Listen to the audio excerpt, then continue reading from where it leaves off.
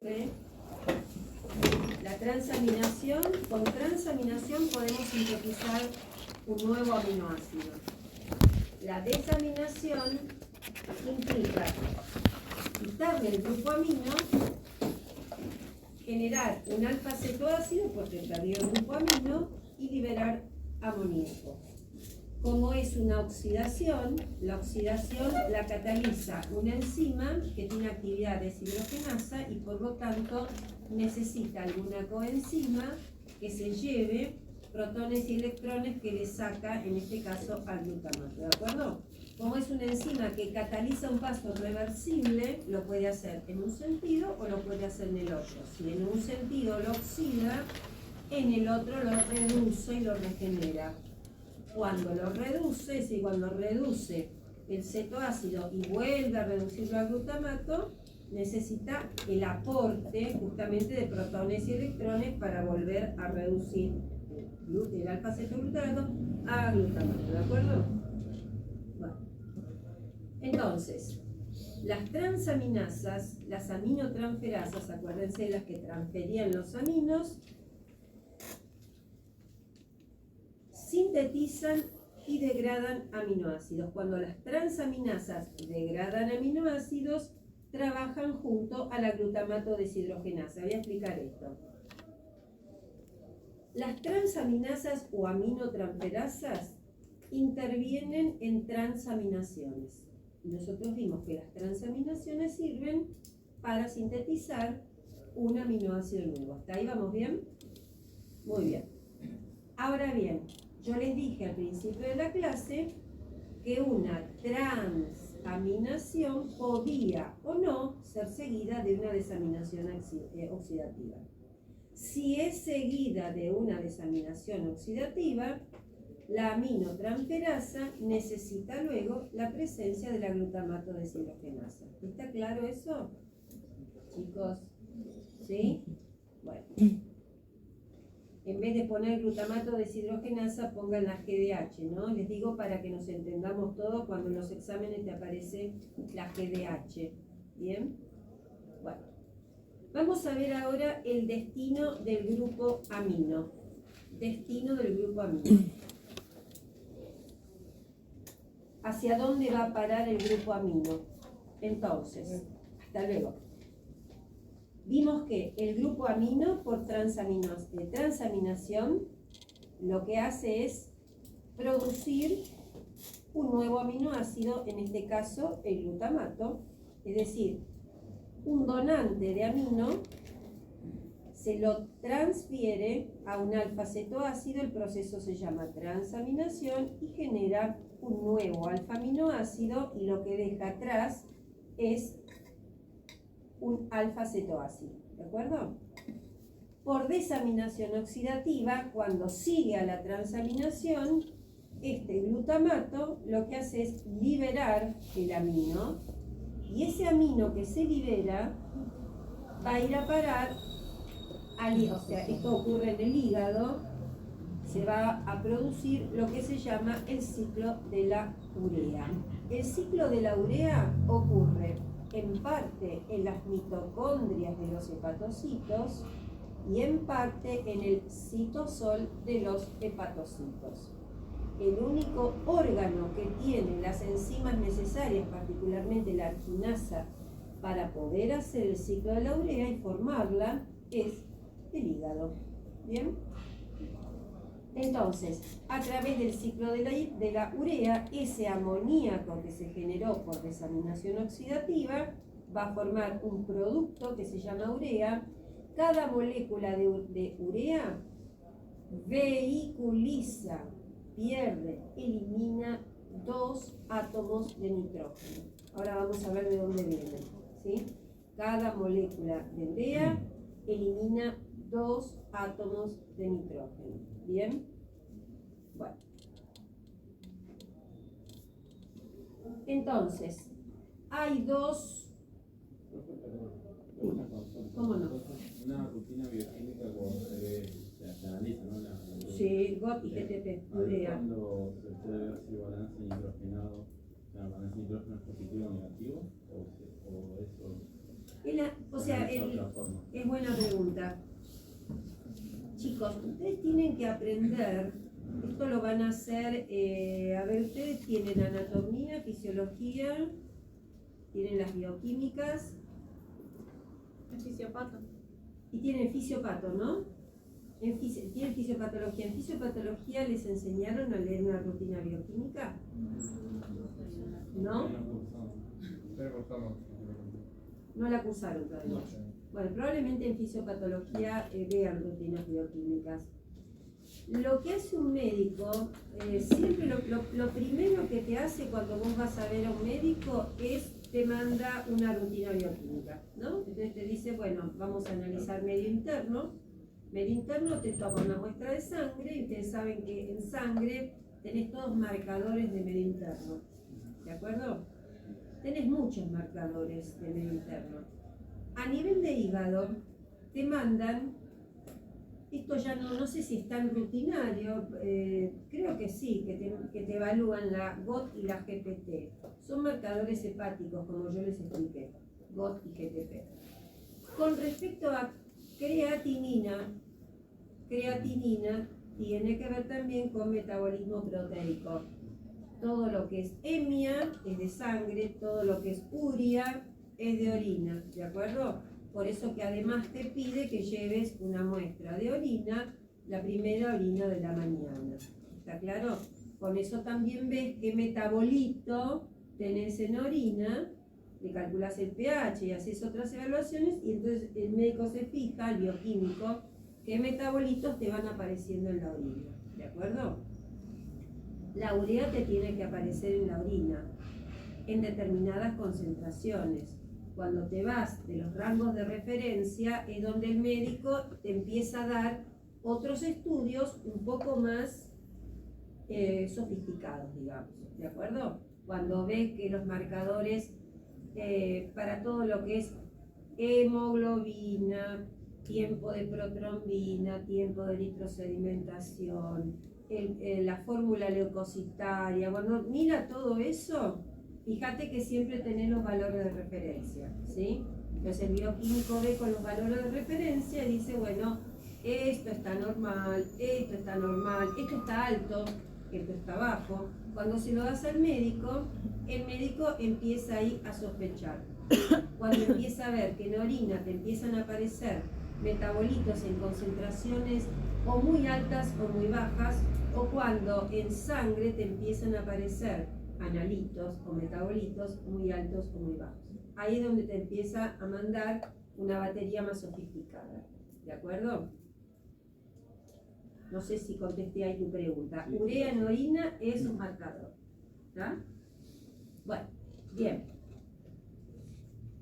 Transaminación y desaminación oxidativa, seguimos. Entonces tenemos, fíjense, hay dos enzimas que se los acabo de mencionar recién, que aparecen siempre en las rutinas bioquímicas, que son la GOT, G-O-T y la G-P-T.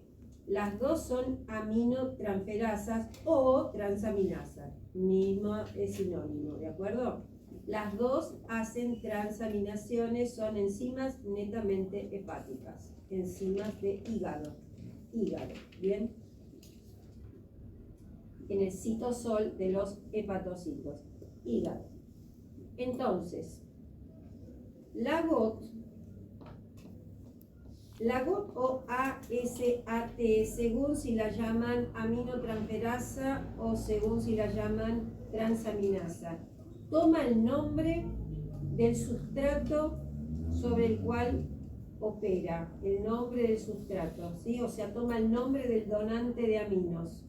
De ahí toma el nombre, ¿de acuerdo? Entonces, tenemos la GOT, la GOT, o la aspartato aminotransferasa, ¿qué hace? Va a transferir el grupo amino, se lo transfiere siempre al alfa-cetoglutarato y el alfa-cetoglutarato pasa a glutamato. ¿De acuerdo? Misma situación, con la alanina. La alanina, el sistema de la alanina, es catalizado por la otra aminotransferasa, que es la GPT, la alanina aminotransferasa, ¿sí? Entonces, la GPT o ALAT toma el nombre de la alanina. ¿Por qué? Porque desamina a la alanina. Y la GOT o aspartato aminotransferasa toma el nombre porque transamina utilizando aspartato y oxalacetato. En definitiva, todo va a ir a parar al alfa-cetoglutarato y el alfa-cetoglutarato va a dar glutamato. El glutamato, por acción de la glutamato deshidrogenasa, entonces, si se desamina, va a dar amoníaco y va a utilizar, en ese caso, el NAD oxidado que se reduce. ¿De acuerdo? Y al revés, usa el NADP reducido cuando cataliza la reacción reversible. ¿De acuerdo? Bien. Otra cosa. Acá tenemos el sistema. Volvemos otra vez a la GOT y a la GPT. La GOT o ASAT, que es la aspartato aminotransferasa, lo que hace es transferir el amino del aspartato, lo va a transferir directamente al alfa-cetoglutarato, que va a dar glutamato y se transforma en oxalacetato. Ese es el alfa-cetoácido en el que se transforma. Y la alanina le va a transferir de nuevo al alfa-cetoglutarato, que luego pasa a glutamato y se va a transformar en el otro alfa-cetoácido, que es el piruvato. ¿Entendieron o lo vuelvo a explicar, chicos? Otra vez. ¿Lo vuelvo a repetir? Ujú. No se queden con la duda, pregunten. De nuevo. Necesitamos, acuérdense, uno que done, otro que acepte. ¿Estamos claros con eso? Ajá. La enzima ASAT, que es la aspartato aminotransferasa, toma el nombre del donante. ¿Quién es el donante? El aspartato, Ujú. ¿sí? ¿Qué cosa dona? El amino. El amino. Dona el amino. Bien.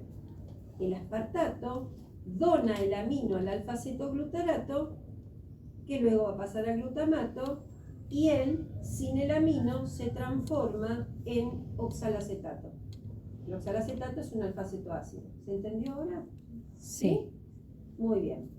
Vamos a la otra enzima. La GPT o ALAT, alanina aminotransferasa. Quiere decir que toma el nombre del sustrato que transamina. ¿Quién es? Alanina. Alanina. Quiere decir que desamina la alanina, el amino va a parar al alfa-cetoglutarato, posteriormente se transforma en glutamato, y la alanina se transforma en Piruvato. piruvato, el otro alfa-cetoácido. ¿Se entendió? Sí. Ahora, bien. Entonces, son utilizadas, por eso les digo, son marcadores bioquímicos de función hepática. Marcadores bioquímicos de función hepática, ¿de acuerdo? Cuando están muy elevadas, son marcadores clínicos por excelencia, marcadores bioquímicos que tienen un impacto o una interpretación clínica determinada. En particular, tienen que ver con daño hepático y aparecen elevadas en sangre. ¿De acuerdo? Caso de hepatitis infecciosas, caso de enfermedades degenerativas del hígado, tumores hepáticos, enfermedades obstructivas, etcétera, etcétera, aparecen altas. ¿Está claro? Bueno, bien. Vamos a ver ahora cómo se transporta el amoníaco. Yo les dije que el amoníaco es una molécula terriblemente tóxica, sobre todo para el sistema nervioso central, ¿sí? Y el tema es cómo llega el amoníaco al hígado. ¿Cómo llega el amoníaco al hígado? El amoníaco, la mejor manera de que llegue al hígado es buscando la forma de solubilizarlo, ¿no es cierto? solubilizarlo o transportarlo con alguna molécula o transformarlo o agregarlo a alguna molécula para solubilizarlo. Tiene que llegar al hígado. Entonces, hay dos maneras, dos formas de que el amoníaco llegue al hígado. Hay dos maneras. Les voy a explicar el primer mecanismo.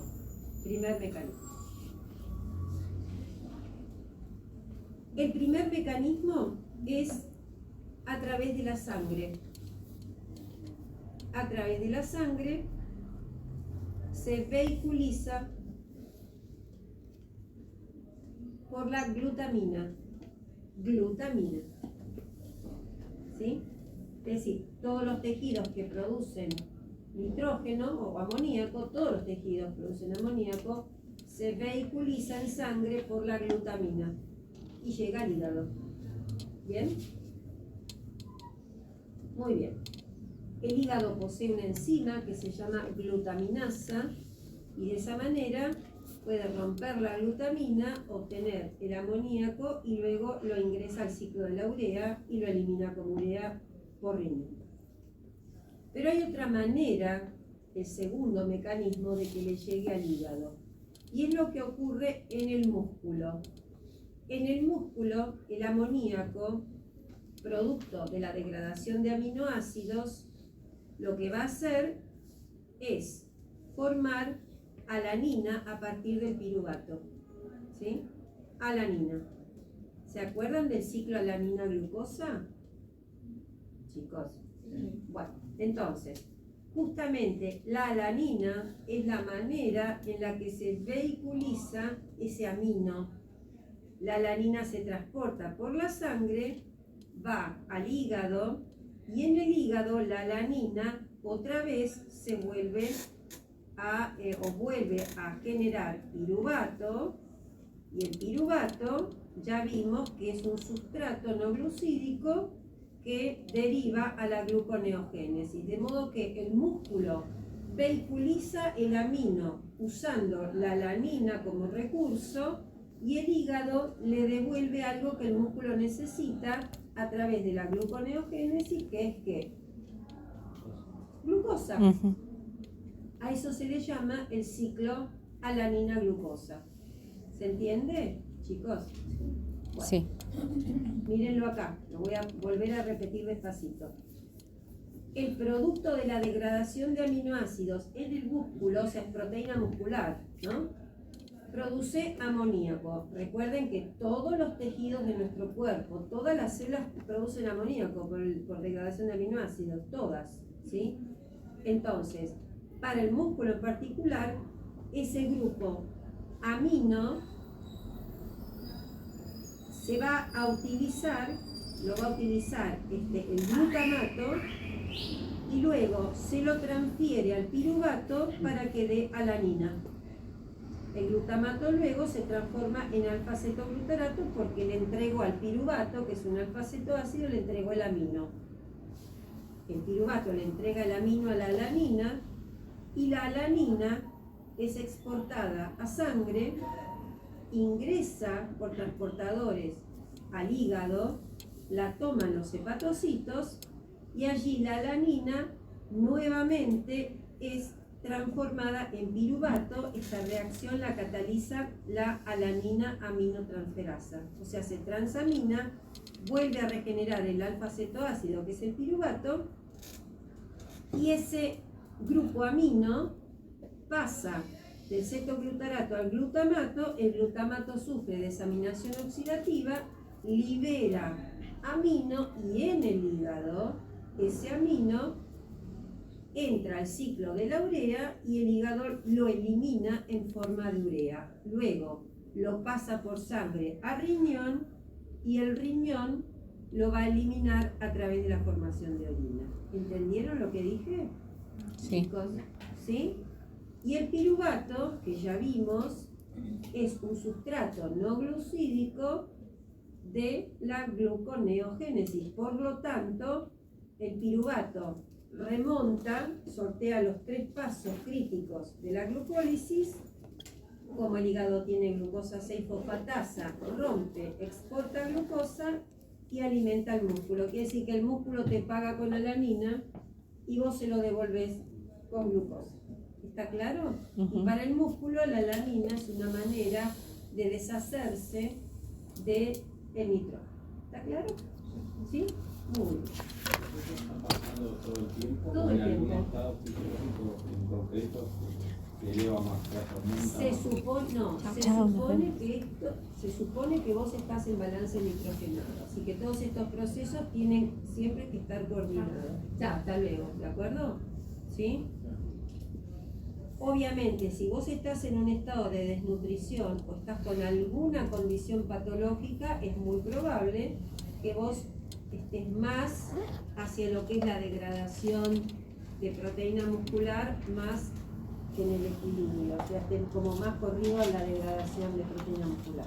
Y durante los ejercicios, que no antes, incluso la colaboración. Misma situación, se exacerban estos procesos porque tenés que reparar. Por ejemplo, les tiro un dato para ustedes que hacen, no sé si alguno de ustedes hace mucho trabajo aeróbico. La actividad aeróbica intensa, o sea, la de alta intensidad, ¿sí? La de alta intensidad, que sería como un 80% del máximo volumen de oxígeno, más o menos ese nivel. ¿A quién hace, chicos, actividad aeróbica acá? Bueno, cuando es aeróbica de muy alta intensidad, que puede ser un maratonista, y hay maratonistas de elite que corren a una velocidad que no lo podés creer, y lo hacen 42 kilómetros. Obviamente son los keniatas, chicos, nosotros no somos keniatas. Nosotros corremos 100 metros, estamos con la lengua afuera, bueno, los keniatas no. Bueno, pero vuelvo al punto. En las actividades aeróbicas intensas hay también inflamación posterior. Hay inflamación porque hay destrucción de masa muscular. ¿Sí? O sea, es como el efecto indeseable, digamos, como el efecto secundario de una actividad aeróbica exageradamente intensa. Hay destrucción e inflamación. No sé si se dieron cuenta que después las piernas se hinchan. Bueno, hay destrucción e inflamación. Después inmediatamente se regenera eso, ¿sí? O sea, a ver. Hay adaptaciones que uno que no hace actividad claramente no las tiene tampoco. Claro, cuando vos haces mucha actividad aeróbica, tenés toda una serie de adaptaciones enzimáticas que lo que hacen es exacerbar y mejorar mucho la utilización de oxígeno, mejorar la respuesta inflamatoria, muchas adaptaciones, así que no vienen a cuenta. Pero lo que les quiero decir es eso, que hay destrucción de proteína muscular, pero se regenera constantemente. Así que no es lo mismo cualquiera de nosotros, chicos, que va al gimnasio, no es lo mismo que un tipo que está haciendo un entrenamiento intenso, y ni que hablar de un atleta de elite, ¿no? ¿Sí? O sea, son todas adaptaciones productos de una actividad muy intensa. O sea, hay destrucción de proteína muscular, ¿sí? No es deseable, pero bueno, producto de la actividad. Bien. Y también, por ejemplo, los pesistas, ¿sí? Los que hacen levantamiento de peso, que es un trabajo de potencia terrible, también tiene una importante destrucción de proteína muscular, ¿sí? ¿Vieron esos que son bajitos? Eso. Bien.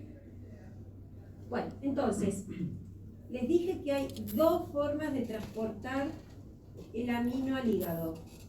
Una es una manera más soluble, que es a través de la formación de glutamina, viene por sangre.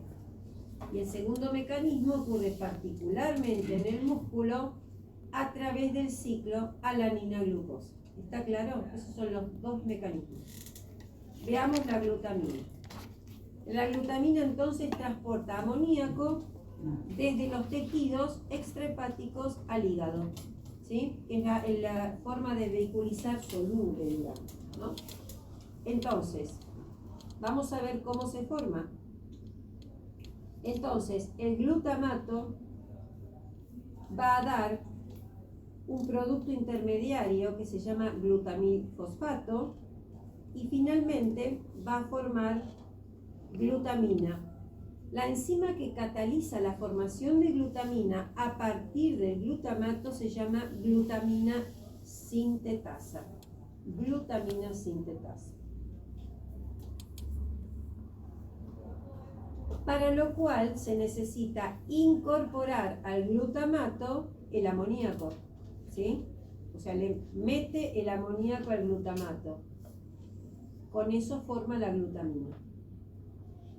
Y la glutamina viaja por sangre, se exporta, llega por sangre al hígado, al citosol de los hepatocitos, que son los que forman el parénquima hepático, y la enzima glutaminasa, que es una enzima mitocondrial. Esa enzima lo que hace es eliminar el grupo amino, y ese grupo amino dentro de la mitocondria va a realizar los primeros pasos del ciclo de la urea que ocurren precisamente en las mitocondrias. Los primeros pasos del ciclo de la urea. ¿Está claro? Finalmente, el glutamato, cuando pierde el grupo amino, pierde el grupo amino por la glutaminasa, se transforma nuevamente en glutamato. ¿Bien? Recordemos que el amoníaco es sumamente tóxico y a muy bajas concentraciones, que es obviamente lo opuesto de las altas concentraciones tóxicas, lo opuesto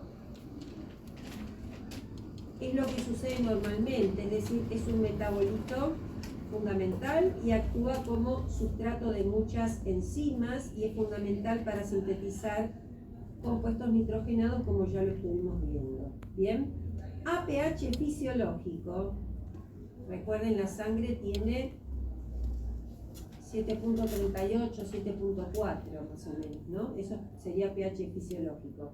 A pH fisiológico está en forma de amonio. El amonio se comporta como un ácido débil. Esto sería el amonio. Como todo ácido, libera protones, ¿sí? Cuando libera protones, da una base débil, ¿sí? Esa base débil es el amoníaco. Amonio, amoníaco. El equilibrio siempre está desplazado hacia la formación del catión amonio. Eso ocurre a pH fisiológico. ¿Está claro? Bien. ¿Por qué es tóxico el amoníaco? Fundamentalmente es tóxico para las neuronas. Bien. Entonces, el mecanismo es desconocido. Produce edema cerebral y aumento de la presión intracraneal. Produce muerte neuronal y desde ya con la muerte neuronal se alteran las sinapsis, ¿sí? Y por lo tanto hay disfuncionalidad sináptica con pérdida de sinapsis. Aumentos de la concentración de glutamina produce aumentos en la osmolaridad y por lo tanto el aumento en la osmolaridad produce edema cerebral. Eso lo vimos, ¿sí? A mayor osmolaridad, mayor flujo de agua y se produce el edema cerebral, ¿sí? Aumenta mucho el volumen de las células porque capta agua para mantener la osmolaridad, ¿de acuerdo? O sea, las células se hinchan y se produce edema. Bien. Entonces, el aumento patológico de las concentraciones de amoníaco aumenta mucho la síntesis de glutamato, bajan los niveles de alfa-cetoglutarato, la velocidad de las transaminaciones y baja mucho el ATP intracerebral y por lo tanto genera encefalopatía. Y la encefalopatía tiene algunos síntomas, signos y síntomas que son característicos como confusión, somnolencia, estupor y finalmente coma y muerte, ¿sí? Dieta pobre en proteínas, antibióticos de acción intestinal y lactulosa son las recomendaciones para tratar justamente el exceso de las concentraciones de amoníaco, ¿sí? Profe, ¿y el amonio hace algo en el cuerpo también? Sí, por supuesto, porque está en este equilibrio el amonio con el amoníaco, ¿sí?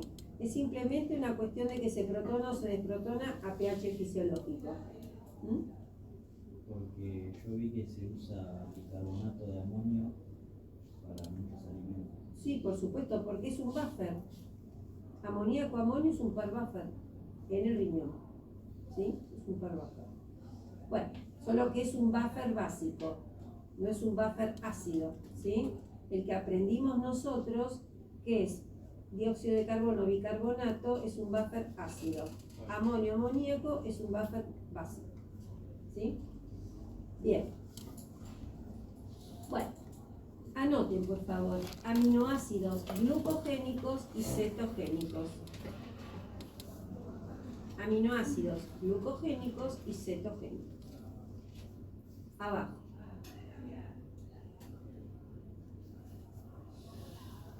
Los aminoácidos glucogénicos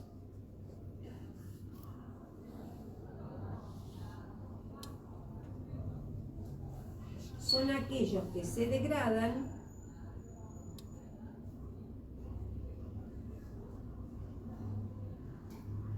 a un intermediario del metabolismo de la glucosa. Acuérdense que cuando se degrada el aminoácido le queda el esqueleto carbonado, ¿no?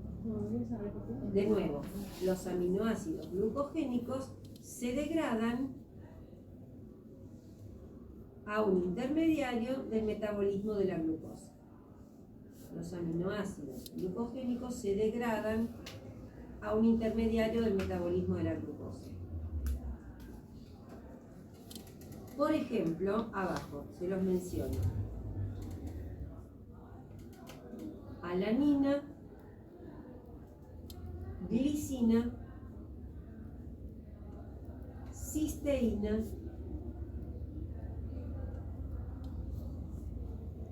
serina, treonina.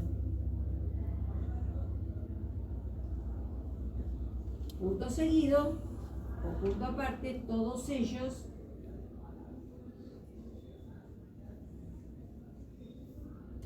se degradan a piruvato.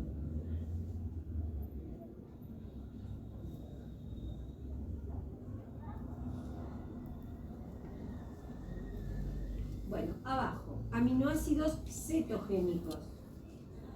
Aminoácidos cetogénicos.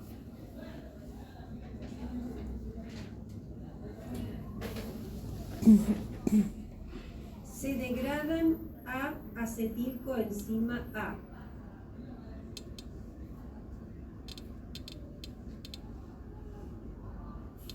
Coma o acetoacetato.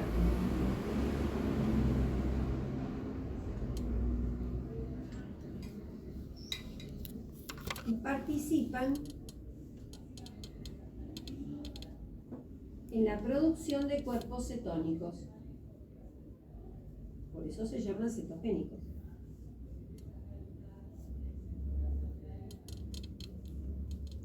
Por ejemplo, triptofano, leucina e isoleucina.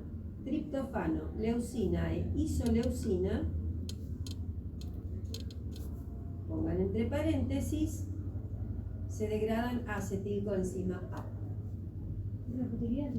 Triptofano, leucina e isoleucina se degradan a acetilcoenzima A. Abajo, leucina, lisina, fenilalanina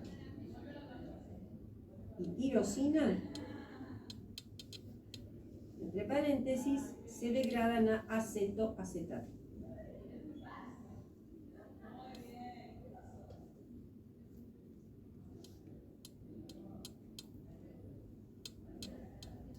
Por último, pongan abajo aminoácidos glucogénicos y cetogénicos, o sea, las dos cosas, aminoácidos glucogénicos y cetogénicos.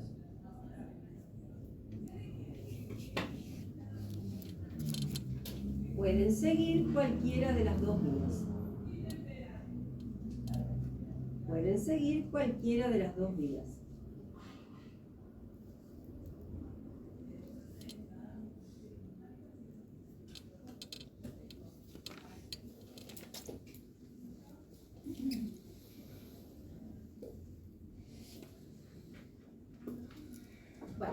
abajo pongan de título ciclo de la urea. Ciclo de la urea.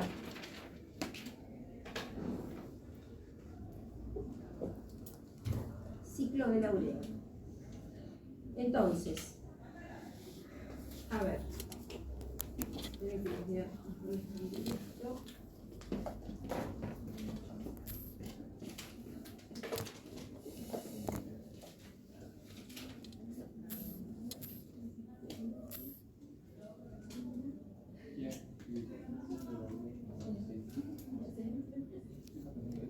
Entonces, como les dije, chicos, el ciclo de la urea, las primeras etapas se hacen en la matriz mitocondrial. Luego en la matriz mitocondrial se va a producir un metabolito que se llama citrulina. Ahora primero vamos a ver cómo llegamos ahí.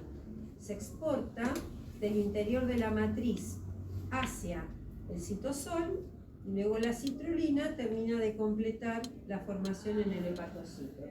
La urea, ahora lo vamos a ver. La urea es un producto de este tipo. Tiene aminos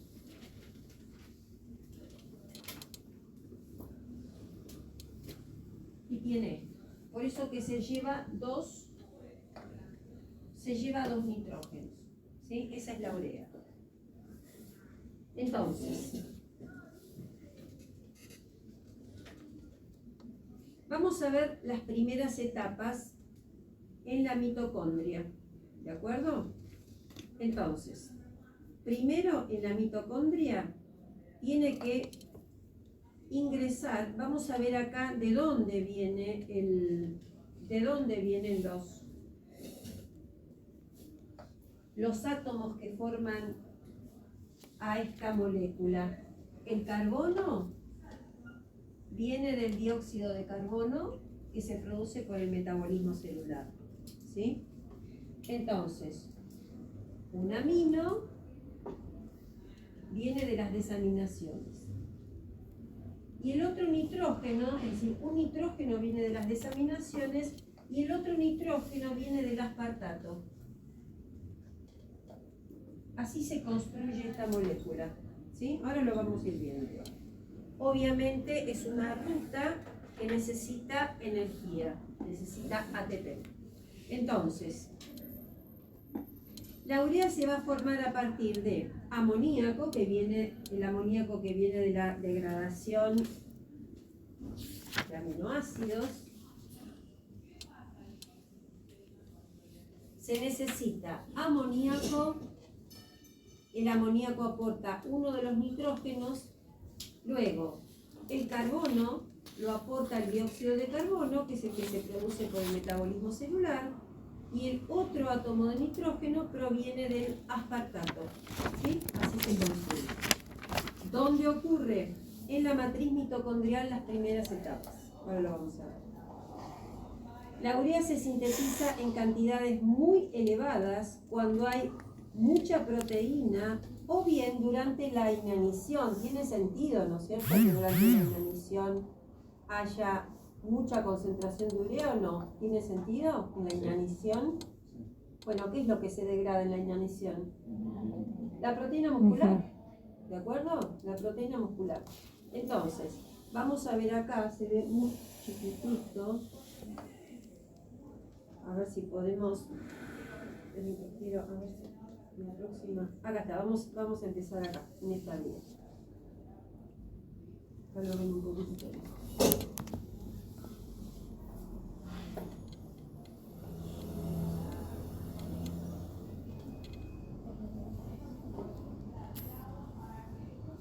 Ahí lo ven mejor.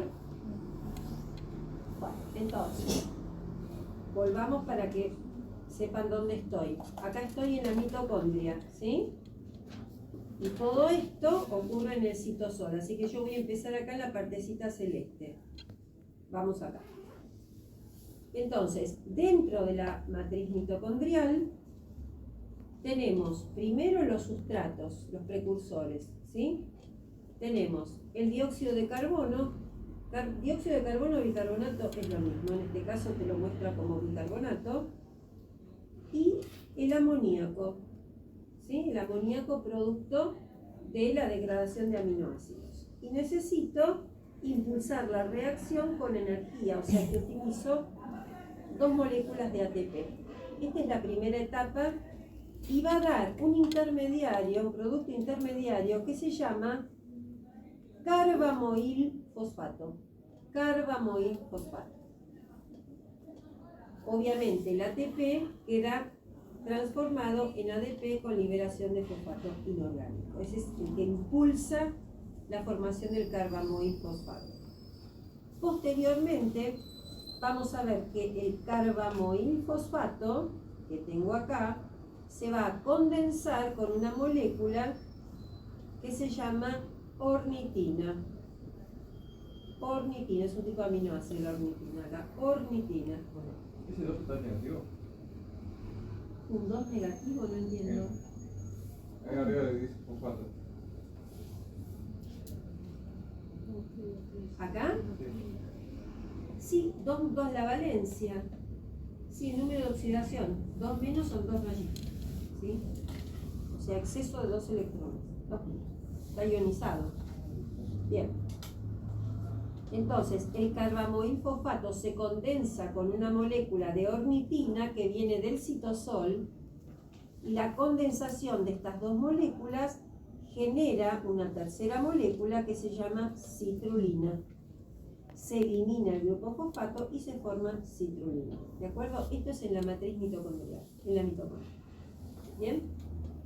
Repito, se condensa el carbamoil fosfato con la ornitina y se forma citrulina. Eso es en la mitocondria. Sigamos. Ahora nos vamos.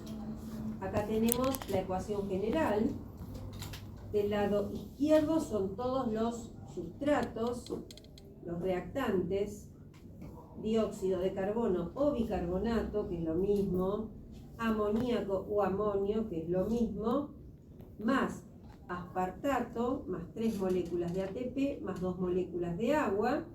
El resultado da urea, fumarato, y el ATP pasa a 2 ADP, 2 fosfatos inorgánicos, más AMP, más pirofosfato, más 5 protones.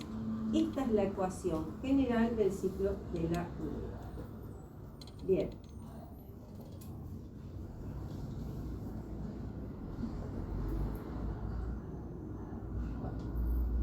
La citrulina, esperen que me voy a ir acá otra vez. Acá. La citrulina que acabamos de formar se exporta al citosol por un transportador y en el citosol la citrulina se va a condensar con aspartato. El aspartato va a entregar su grupo amino y va a formar un intermediario que se llama arginosuccinato. Esto ya está ocurriendo en el citosol de los hepatocitos. Repito, la citrulina se condensa con el aspartato, utiliza ATP y forma un intermediario que se llama arginosuccinato.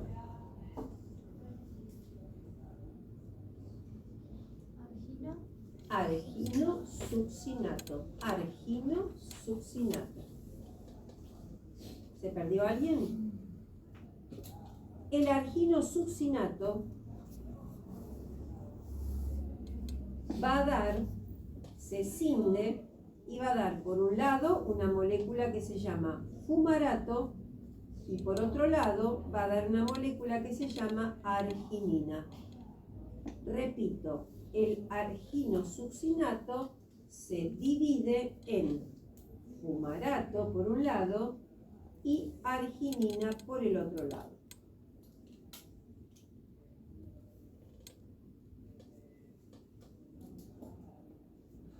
Finalmente, la arginina, por acción de la enzima arginasa, presente solamente en el hígado, por la enzima arginasa, se va a dividir. Por un lado, va a generar urea, se rompe la molécula, se hidroliza, por un lado genera urea y por el otro lado regenera la ornitina.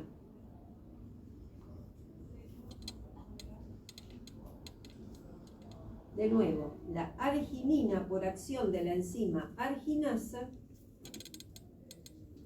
se hidroliza, se rompe y da por un lado urea y por el otro lado ornitina. De esa manera se regenera la ornitina y puede continuar el ciclo de la urea.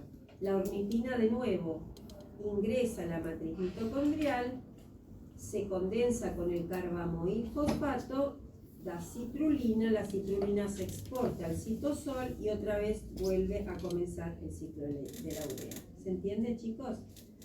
¿Sí? Bien. ¿Qué conexión tiene el ciclo de la urea con el ciclo de Krebs?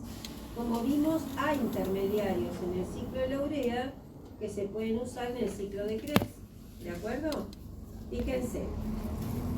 El ciclo de la urea, acá tenemos la arginina por la arginasa, da urea y da ornitina. La ornitina ingresa a la mitocondria, se condensa con el carbamoilfosfato, da citrulina, otra vez la citrulina sale de la mitocondria y da argininosuccinato. El argininosuccinato da fumarato. Y nosotros vimos que el fumarato, fíjense acá, es un intermediario, o sea, es un esqueleto de carbono, que es un intermediario del ciclo de Krebs, ¿o no? Sí. ¿Sí? Hay intermediarios que los tenemos ya vistos, como son el alfa-cetoglutarato, como son el fumarato, son todos intermediarios de Krebs, ¿de acuerdo? O sea, son los esqueletos carbonados. ¿Bien? Entonces, el fumarato es un intermediario de Krebs. El fumarato, a su vez, se reduce a malato y el malato a oxalacetato. El malato, fíjense, que es un intermediario, de nuevo, un intermediario del ciclo de Krebs, y el oxalacetato, ya vimos, que es el primer paso que se condensa la acetilcoenzima A con el oxalacetato y genera, ¿qué cosa? Citrato. Citrato, Ujú. ¿no? Sí. Muy bien. Y el alfa-cetoglutarato, que ya vimos que es un intermediario, acá el alfa-cetoglutarato es un intermediario de Krebs y termina dando glutamato. ¿Está claro? Por lo tanto, entre urea y entre el ciclo de Krebs en la mitocondria hay intermediarios que se comparten. Bien. Estequiometría del ciclo de la urea. Acuérdense la palabrita estequiometría, quiere decir balancear a los dos lados de una ecuación. O sea, cuánto tengo a la izquierda, cuánto tengo a la derecha. Me tengo que fijar, el coeficiente estequiométrico es el que tiene adelante la molécula. Entonces tengo que saber, 3 de dióxido me dan tal y tal cosa del otro lado. ¿Sí? Eso es el balance estequiométrico. ¿Bien? Entonces, fíjense acá. Una molécula de un aspartato, un amoníaco, un dióxido de carbono, 3 ATP. ¿Eso serían qué cosa? ¿Los productos o los reactantes? Los productos. Los reactantes. Los productos. Urea, fumarato, 2 ADP, yo tenía 3, 2 más 1 AMP, así que con esto balanceo el 3 que tengo acá. Acá los coeficientes estequiométricos son 1, 1, 1 y 3. Ahora me voy a la derecha.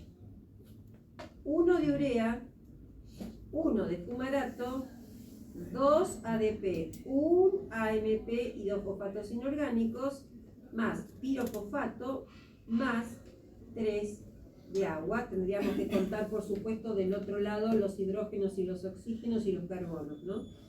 Bien. Regulación del ciclo de la urea. Y acá vamos un poco a las preguntas que ustedes estaban haciendo. ¿Qué pasa con el deportista?